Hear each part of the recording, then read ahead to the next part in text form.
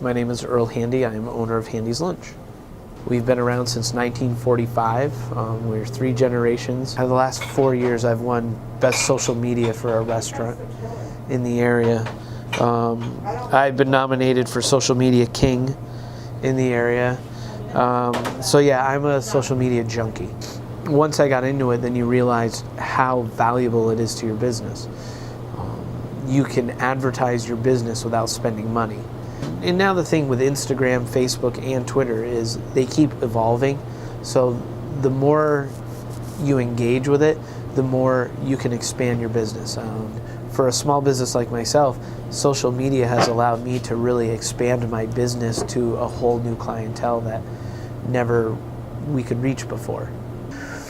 When I first took over 20 years ago, it was white piece of printer paper, and you wrote out chicken noodle soup, meatloaf,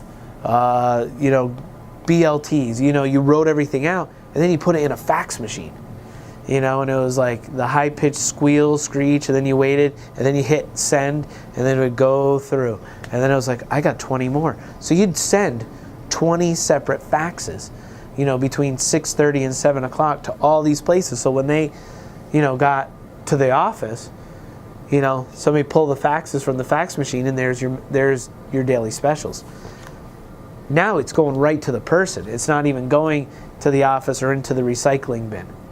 That's one of those cool things about social media and the progress that it's brought to a small business. Is like, yeah, I don't have to fax anymore. What a pain in the ass that was. It was like word of mouth. It was strictly word of mouth. My dad was the social media guru before there was such a thing. Like, you went to the grocery store with Dad, it took 2 hours because he had to stop and talk to everybody. The thing was back then, that was the only way, unless you wanted to spend the money on the advertising. But when Dad had the business, it was such a blue-collar place. There was so much more going on in this area that, the contractors, the electricians, the plumbers, the gas company, the utility guys, it was just part of their routine to come in on a daily basis. But now, you don't have that as much anymore. These guys are out working in the field all day long now. They don't have time for lunch like they used to. So now you have to target. A small place like myself probably would have had a hard time staying in business the last 5 or 6 years if it wasn't for social media. I think, if you're a small enough business, you don't need to hire somebody. You just got to jump in with both feet, and that's one of those things that I did. Tourists really focus on Yelp.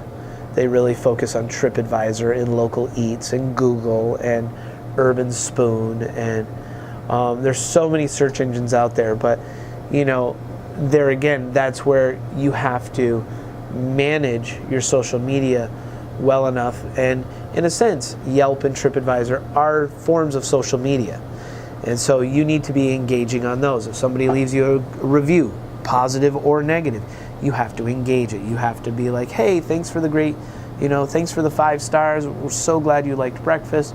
And a lot of times they describe what they had, and it's like, oh, if you like that, make sure next time you get this, and then, sometimes you get a negative and you don't like them, but once in a while you will. And it's like, hey, I'm sorry, you had a bad experience, I'd love to talk about it even more, here's my email, but again, you have to be social. You have to use these medias that are giving you this information about your business, and that's the only way you can grow. But you need to make sure that you have links on Yelp and TripAdvisor to your Twitter page, to your Facebook page. So then that way they're not just seeing what the reviews are, but they can actually go and see who you are. I'm a sucker for my kids. Like I said, last week I posted a picture of my little girl having breakfast, and on right here, doing things like that showing that it's not just business. We're your neighbor, we're the guy down the street, and that's big.